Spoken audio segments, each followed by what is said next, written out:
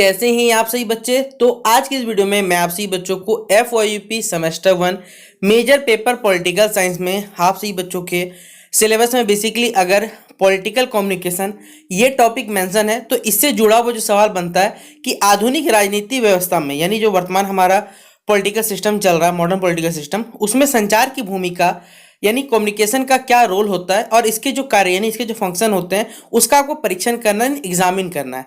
तो बेसिकली अगर हम लोग बात करें आधुनिक राजनीतिक व्यवस्था में संचार की भूमिका और इसके कार्यों का बेसिकली परीक्षण करें या examine the role and function of political communication in the modern political system, ये सवाल अगर पेपर में आता है 15 मार्क्स या लगभग 20 मार्क्स से पूछा जाएगा तो किस प्रकार आपको लिखना है आइए बताते हैं इस वीडियो में। तो वीडियो को शेयर कर दीजिएगा अपने दोस्तों के साथ ताकि आप सभी बच्चों को मेजर पेपर पॉलिटिकल साइंस में ये सवाल है तो आप लोग इसे अच्छे से बना पाए। चलिए वीडियो को शुरू करते हैं और डिस्क्रिप्शन बॉक्स में टेलीग्राम, फेसबुक, ट्विटर, इंस्टा सभी जो लिंक अवेलेबल है, आप जहां फॉलो करना चाहें में कर सकते हैं। ठीक है, देखिए पहला ही ये सवाल इंग्लिश हिंदी दोनों में मिलेगा तो आप लोग चिंता मत करें। जो बच्चे इसे इंग्लिश में लिखना चाहता है इसे इंग्लिश में नोट डाउन करिएगा, जो बच्चे हिंदी में लिखना चाहे हिंदी में नोट डाउन कर लीजिए। ठीक है, तो इंग्लिश में रोल हो जाए क्वेश्चन हो जाएगा examine the role and function of political communication in the modern political system. ठीक है, तो पहले समझिएगा सूचना या संवाद जो प्रेजेंट होता है बेसिकली इसको हम लोग संचार कहते हैं। कम्युनिकेशन मतलब क्या होता है, हम लोग अपनी जो जानकारी है या जो सूचना है वो एक जगह से या एक लोगों से अनेक लोगों तक पहुंचाते हैं, इसे हम संचार कह सकते हैं। संचार के बिना जो हमारा मानवीय जीवन है यानी बिना कम्युनिकेशन के, बिना बातचीत, बिना अपने संदेश पहुंचाए ये मानव जीवन संभव नहीं है हमारा, यानी मानव इसके बिना नहीं रह सकता। सामाजिक राजनीतिक जीवन का तो आधार संचार ही है, यानी जो हमारा सामाजिक जीवन है मतलब जो हमारा सोशल बेसिकली एनवायरनमेंट या जो हमारा सोशल नेचर है बेसिकली मानव का, उसमें हम लोग बिना जो संचार के वो नहीं रह सकते। ये इसलिए जीवन जीने का एक आधार के रूप में काम आता है। यहाँ पे बिना नहीं होगा, यहाँ बिना होगा। ठीक है, बिना संचार के अंतर्गत उन सभी प्रक्रियाओं को शामिल करता है जिनके द्वारा एक मत से दूसरे को प्रभावित करता है। देखिए संचार के द्वारा ही क्या होता है बेसिकली इनमें सारे प्रोसेस इंक्लूडेड होते हैं, इन्हें सभी के सही प्रोसेस में इंक्लूड होते हैं जिसके द्वारा क्या करता है एक मत से दूसरे को प्रभावित करता है। मतलब आपके द्वारा मान ली मेरे द्वारा कोई आइडिया है तो मैंने आपको शेयर किया तो आप भी तो इससे प्रभावित हो गए। इस प्रकार ये संचार काम करता है हमारे पास। संचार में सांवी पर्यावरण को तथा जो पर्यावरण सांवी को प्रभावित करता है। देखिए जो संचार है हमारा वो बेसिकली हमारे आसपास के जो भी पर्यावरण उसको तो प्रभावित करता ही करता है, ये बताया हुआ है।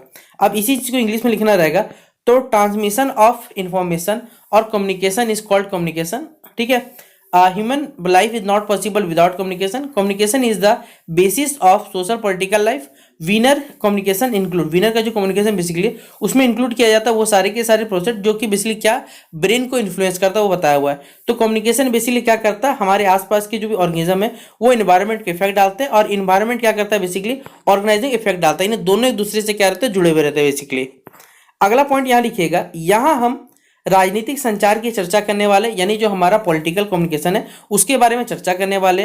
राजनीतिक संचार उस समय होता है जबकि राज्य व्यवस्था में एक भाग से मांगे, निर्णय आदि दूसरे भागों तक जाती है। यानी मान लीजिए इसे जैसे हम दो पार्ट में बांट लेते हैं, मान लीजिए एक भाग ये दूसरे भाग, एक भाग से दूसरे भाग तक हम लोग क्या करते हैं जो भी लोगों द्वारा मांग हो रही है, जो निर्णय लिए जा रहे हैं उसका संचार हमें क्या करना है एक जगह दूसरी जगह पहुंचाना है। ये हमारा राजनीतिक संचार के अंतर्गत आता है। तो संचार ही राज्य व्यवस्था को गतिशील बनाता है। लॉसवेल के अनुसार कहा गया है कि लॉसवेल ने संचार क्रिया को कौन, किसको, किस प्रभाव के साथ, किस मार्ग के द्वारा क्या बताया है, ये सब के सब यहाँ बताया गया है। अगला पॉइंट यहाँ बताया गया है और यही पॉइंट आपको इंग्लिश में लिखा हुआ मिलेगा।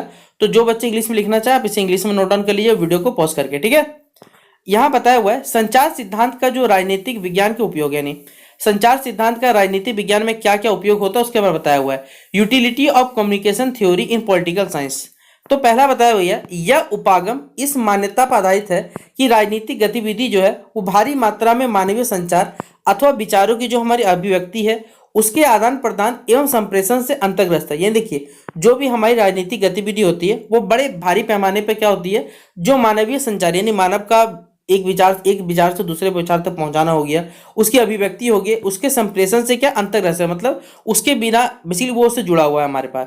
यह राजनीतिक व्यवस्था का विश्लेषण करने एवं उसके स्वरूप को जानने का एक प्रभावशाली उपकरण है।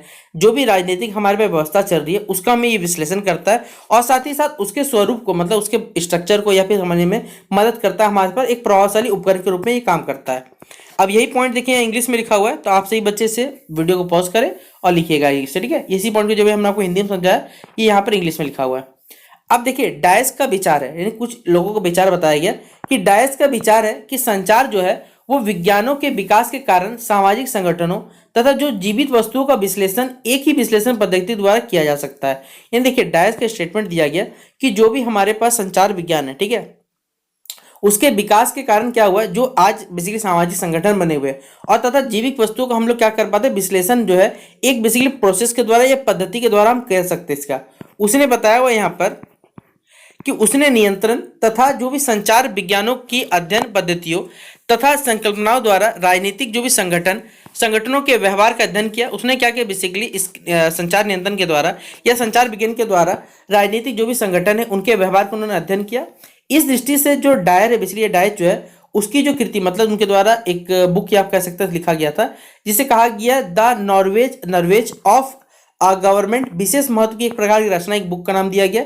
इसके अतिरिक्त डायस का बेसिकली एक सोच जो है यानी एक लेख है जो फेमस है, communication models and decision system, जो कि जेम्स सी चार्ल्सवर्थ द्वारा संपादित पुस्तक जो कंटेम्प्रेरी पॉलिटिक्स या कह सकते हैं पॉलिटिकल यहाँ पे एनालिसिस में बेसिकली प्रकाशित हुआ है। उनके विचारों को विस्तार से ये स्पष्ट करता है, मतलब उनके जो भी विचार उसके बारे में बताता है। संचार सिद्धांत निर्णयों के परिणाम में उतनी रुचि नहीं लेता जितने उनके निर्माण की प्रक्रिया में ये शायद रुचि लेता। मतलब देखिए उसके जो भी निर्णय लिए गए या उसके जो परिणाम होने रिजल्ट आने वाले वो उस पर उतना इंटरेस्ट नहीं दिखाता, लेकिन जितना उसके बनने में यानी निर्माण प्रक्रिया में जो समय लग रहा है उसके बारे में इंटरेस्ट लेता है। एक शायद हमारे पास साइबरनेटिक्स के प्रतिरूप के यहाँ पर अनुकूल ही है, क्योंकि उसमें भी लक्ष्य से अधिक क्या हुआ, उसके जो बेसिकली हमारा महत्व है उसका संचालन करना, उसका समायोजन, ये सारी प्रक्रियाओं को यहाँ पर करने में वो बेसिकली क्या करता है, ज़्यादा महत्व दिखाता है। यहाँ पर ये बता दिया गया आप सभी बच्चों को। अब इसी पॉइंट को देखिए जो अभी हमने आपको हिंदी में समझाया ये पूरा यहाँ इंग्लिश में लिखा हुआ है, तो वीडियो को आप लोग फिर से क्या करना है, पॉज करना है और इसे अच्छे से नोट डाउन कर लेना। ठीक है, देखिए ये सारा का सारा स्टेटमेंट जो अभी हम लोग को हिंदी में समझाया ये यहाँ पर इंग्लिश में लिखा हुआ है, तो आप इसे नोट डाउन करिए। ठीक है, अगला यहाँ बताया हुआ है, यही चीज देखिए अभी तक इंग्लिश में चल रहा है हमारे पास। अगला बताया हुआ पॉइंट वाइज हमारे पास कि संचारण जो है बेसिकली यानी कम्युनिकेशन जो है विज्ञान का उपयोग राजनीति में कार्य कुशलता लाने यानी कार्य को बेसिकली क्या गया और बेहतरीन ढंग से करने के लिए यहाँ पर किया जाता है। फ्रेंच विद्वान जो दुबले के अनुसार बताया गया ये शासक मशीनें यानी जो गवर्निंग बेसिकली मशीन से हमारे पास हमारी परंपरागत जो भी राजनीतिक संस्थानें हो गई एवं राजनीति को कमियों वहाँ जो भी बेसिकली कमी रह रहा उस समय पे उस कमियों को यहाँ पर दूर करने का काम करता है। उनके द्वारा जो सर्वोत्तम और जो भी संभाव मतलब जो भी चीज़ें हो सकती है वो समाधान यहाँ पर ज्ञात किया जा सकता है यानी पता किया जा सकता है। अमेरिकी राष्ट्रपतियों एवं जो भी उच्च अधिकारी है तथा अन्य निर्णय निर्माताओं के अनेक जो भी कह सकते हैं विनिश्चय को आधार मशीनें ही बनाती जा रही है जिनके स्वचालित परिचालन को जैविक बनाने का यहाँ पर प्रयास किया जा रहा है। मतलब देखिए हमारे पास जो भी हमारे परंपरागत जो भी राजनीतिक शास्त्र जो लोग जुड़े हुए या जो भी राजनीतिक संस्थाएं जुड़ी हुई थी उनकी कमी को सबसे पहले क्या करना है, दूर करना है। उनके द्वारा जो भी सर्वोत्तम प्रयास हो सकता है बेसिकली या जो भी पॉसिबल कंडीशन हो सकते हैं ये सब कुछ यहाँ पर ज्ञात करने का ये काम करता बताया गया है। और इसी पॉइंट को देखिए इंग्लिश में लिखना रहेगा तो आप इसे इंग्लिश में नोट डाउन कर लीजिएगा कि communication science is very useful to bring efficiency in politics. ये पूरा पॉइंट यहाँ लिखा हुआ है, आप इसे नोट डाउन करिएगा अच्छे से। अगला पॉइंट बताया हुआ यहाँ पर कि संचार साधनों के जो कार्य होते हैं वो संचार साधन अनेक कार्य करते हैं जिनमें से कुछ बताया हुआ है प्रमुख पद्धतियों में क्या लाना, स्थायित्व मतलब एक स्टेबिलिटी लाने काम करता है तथा पद्धतियों को क्या करता है उनके आवश्यकता अनुसार मतलब जैसा यूज है उसके अनुसार उन्हें परिवर्तन करने के लिए यहाँ पर कार्य किया जाता है। और ये बात यहाँ पर इंग्लिश में लिखा हुआ तो लिखिएगा आप लोग।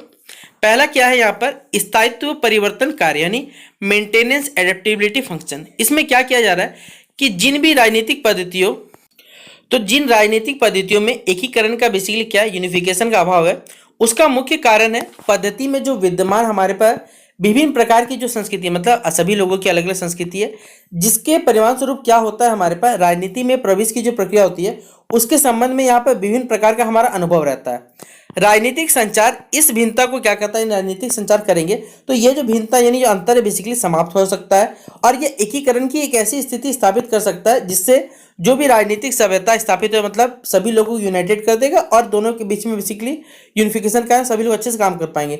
इसमें पद्धति को क्या मिलता है, समर्थन एवं शक्ति प्राप्त होती है और पद्धति का क्या होता है बेसिकली स्थायित्व जो रहता है वो सदैव बना हुआ रहता है। हमारा भारत जैसे देश में जहाँ पर समाज क्षेत्रीय आधार पर राजनीतिक सभ्यता का नमूना है तथा जहाँ पर जनसंपर्क के साथ बहुत कम मात्रा में लोग क्या होते हैं उपलब्ध होते हैं। और जो भी परंपरागत हमारे पास सामाजिक संस्थाएं हो गए, जो भी जनमत नेता है जिनके विचार परंपराओं से प्रभावित होते हैं, सूचनाओं की व्याख्या करने में महत्वपूर्ण स्थान दिलवाते हैं। वास्तविक रूप से यही भिन्नता जो बेसिकली आधार बनती है। और इस दृष्टिकोण को हमने खंडित किया कर बताया हुआ है कि एक सामान्य राजनीतिक सभ्यता का निर्माण संचार साधनों के विकास के द्वारा ही हो सकता है। मतलब देखिए, अगर हमें क्या करना है, राजनीतिक सभ्यता का निर्माण करना है या विकास करना है, तो सबसे पहले हमारे पास जो संचार साधन है उनका विकास करना पड़ेगा, तभी ये हो सकता है। प्रायः देखा गया कि जिन देशों में संचार साधन विकसित है तथा संचार साधनों के माध्यम जिन देशों में देखिए संचार साधन बेसिकली विकसित है तथा संचार साधनों के माध्यम से ही बेसिकली नागरिक को सारी सुविधाएं पहुंच पाती है, वहां पर जो राजनीतिक संस्था या जो सभ्यता है वो संगठित रहती है। दूसरे शब्दों में कहा जा सकता है कि राजनीतिक सभ्यता के निर्माण में जो भी संचार साधन है उनका एक महत्वपूर्ण योगदान रहता है। और इस कारण जो संचार साधनों के माध्यम से ही हमारा एक संपूर्ण राष्ट्र का निर्माण संभव हो पाता है। प्रायः यह देखा गया हमारे पास कि संचार साधनों के महत्व को स्वीकार करते हुए जो हमारे राजनीतिक नेताजी हो गए, राष्ट्रीय एकता के दृष्टिकोण के रूप में राष्ट्र में जो भी विद्यमान विभिन्न प्रकार की बाधाएं उनको समाप्त करने में प्रयत्न करते हैं। और यह बाधाएं बेसिकली भाषा के आधार पर हो सकती है, ज्ञान, विचार, रीति रिवाज के संबंध में हो सकती है, और जिनके संबंध में उचित सूचनाएं देकर नागरिकों को विश्वास में परिवर्तन यहाँ पर हम लोग चेंज करते बताया गया है। अभी देखिए, अभी हमने जो भी आपको ऊपर पॉइंट वाइज पढ़ा स्टार्ट किया, यहाँ से उसका इंग्लिश मीनिंग लिखा हुआ है, क्योंकि अभी हमने बहुत लंबे समय तक हिंदी में बातों को समझा। अब यही जो बातें अभी हमने आपको बताई, यही बात देखिए इंग्लिश में लिखा हुआ है। तो जो भी बच्चे इंग्लिश में नोट डाउन करते हैं वो इसे इंग्लिश में नोट डाउन कर लीजिए, ठीक है। हम वीडियो को देखिए स्लो स्लो करके चला दे रहे हैं ताकि आप सही बच्चे वीडियो को पॉज करें और आराम से इससे जहाँ तक हमने आपको पढ़ाया वो सारा का सारा से नोट डाउन करें, ठीक है। अगला हमारे पास है पद्धति की जो क्षमता है, यानी उसकी जो कैपेसिटी है, सिस्टम का कैपेबिलिटी, उसको हमें क्या करना है, बेसिकली बढ़ावा करना है, यानी वृद्धि करना उसमें। अब इसके तहत क्या किया गया, संचार साधनों का दूसरा कार्य है कि इनके माध्यम से पद्धति के जो कार्य करने की क्षमता है उसको भी बढ़ाना है। इसके माध्यम से एक ही जो राजनीतिक सभ्यता में विश्वास होता है तथा जिन देशों में राजनीतिक जो सभ्यता में भिन्नता या अंतर देखा जाता है, उसमें भिन्नता के स्थान पर राजनीतिक सभ्यता में एकता की भावना उत्पन्न हो जाती है। और जिनके परिणामस्वरूप क्या होता है, जो भी पद्धति हमारे पास राजनीतिक चेतना उत्पन्न करके तथा अनेक व्यक्तियों को हम लोग गतिशील बना के क्या करते हैं, इसके सहभागिता मतलब सबको इसके पार्टिसिपेशन बनाते हैं बेसिकली, और ये कार्य आसानी से संपन्न भी हो जाता है, सफल भी होता है।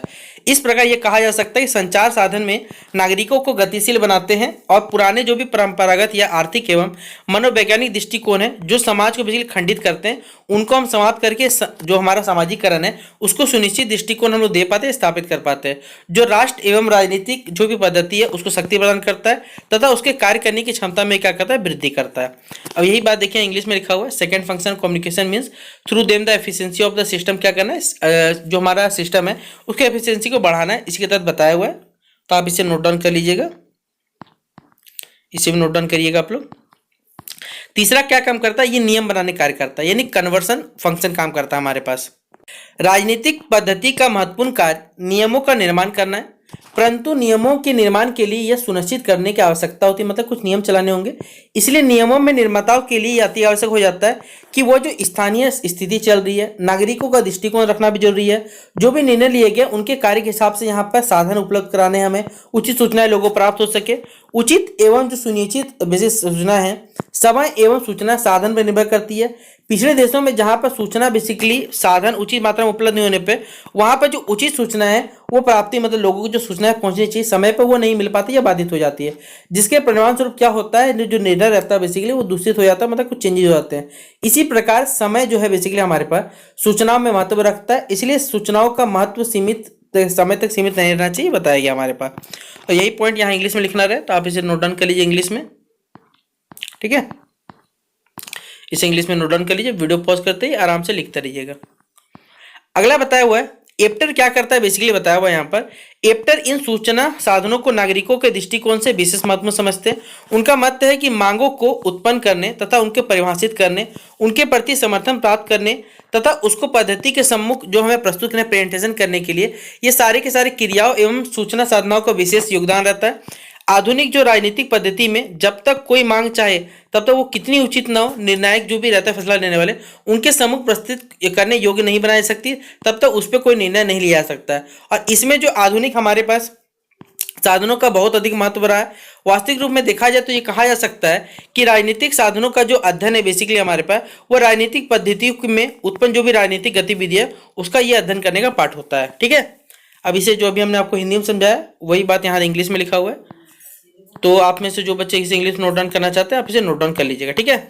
तो ये सवाल हमारा कंप्लीट होता है आप सभी बच्चों के एग्जाम में आने वाला। अगर आपके सिलेबस में mention topic basically communication in politics या political communication semester 1 major paper political science का, तो शेयर कर दीजिए इस वीडियो को दोस्तों के साथ ताकि सभी के पास ये वीडियो बेसिकली पहुंच सके। तो मिलते हैं नेक्स्ट वीडियो पे, तब तक के लिए जय हिंद और जय भारत।